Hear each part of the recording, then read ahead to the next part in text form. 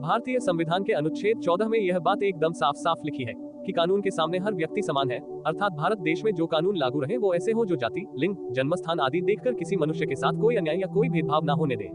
लेकिन भारत देश में सन 1990 से एक ऐसा कानून लागू है जो स्पष्ट रूप से भारतीय संविधान के अनुच्छेद 14 का, या कहें तो पूरे भारतीय संविधान का उल्लंघन कर रहा है, और उस कानून का नाम है SC/ST एक्ट।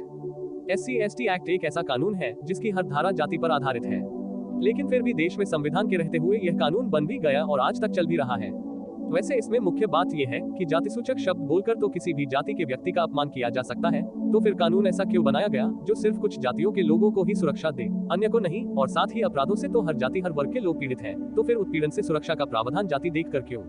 ये प्रावधान तो सबके लिए होने चाहिए, जो कि भारतीय दंड संहिता में पहले से है भी। तो फिर अलग से ऐसा अमानवीय, जातिवादी, भेदभावकारी और संविधान का गला घोटने वाला कानून क्यों बनाया गया, जो सिर्फ निर्दोषों के उत्पीड़न का और जातिवाद को बढ़ावा देने का माध्यम बना हुआ है?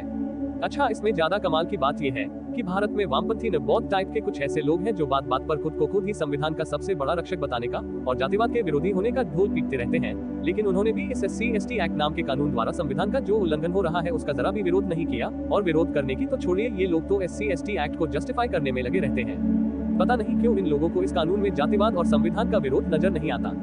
खैर, निष्पक्ष होना हर किसी के वश की बात नहीं है, और वामपंथियों व अम्बेडकरवादियों का तो निष्पक्षता और मानवता से दूर दूर का कोई नाता है ही नहीं। अच्छा, इसके साथ ही इसमें एक महत्वपूर्ण बात यह भी है कि समय समय पर होने वाले तमाम सर्वेक्षणों में यह बात बार बार सामने आ रही है कि SC/ST एक्ट के ज्यादातर मुकदमे झूठे होते हैं। अर्थात इस एक्ट द्वारा मिलने वाले मुआवजे के लालच में कुछ लोगों द्वारा जनरल व OBC कैटेगरी में आने वाले निर्दोष लोगों को फंसाकर उनकी जिंदगी बर्बाद की जाती है। और झूठे मुकदमों का एक दुष्प्रभाव यह भी है कि जनरल व OBC कैटेगरी के लोग अपनी सुरक्षा की चिंता की वजह से SC व ST कैटेगरी के लोगों के संपर्क में रहना कम पसंद करते हैं, जिसकी वजह से दोनों तरफ के भले लोग पिस रहे हैं और बेवजह हिंदुओं में दूरियां बढ़ रही हैं। अतः यह कानून छुआछूत और कड़वाहट को तेजी से बढ़ा रहा है और मेलजोल को कम कर रहा है। लेकिन कमाल की बात यह है कि इसमें भी किसी को ना तो संविधान का उल्लंघन नजर आ रहा है और न ही मानवता का। हालांकि ये बात सच है कि देश में जो अन्य कानून है उनका भी दुरुपयोग होता है, उनमें भी कुछ निर्दोष लोगों के उत्पीड़न की खबरें सुनने में आती है।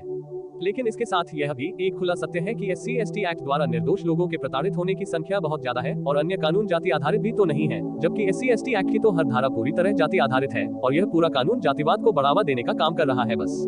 अब इसमें सबसे ज्यादा विचार करने की जरूरत SC/ST वर्ग में आने वाले भाइयों को है कि अन्य सभी की तरह आपके पास भी तो अपराधों और उत्पीड़न से बचने के लिए संविधान और भारतीय दंड संहिता है, तो फिर भी कब तक आप खुद ही जातिवाद को बढ़ावा देने का माध्यम बनते रहेंगे? अतः सरकार से कानून व्यवस्था को ऐसा बनाने की मांग करे जिसमें सब लोग सुरक्षित हो, ना कि ऐसे कानून बनाने की जो भाईचारे को ही निगल जाए।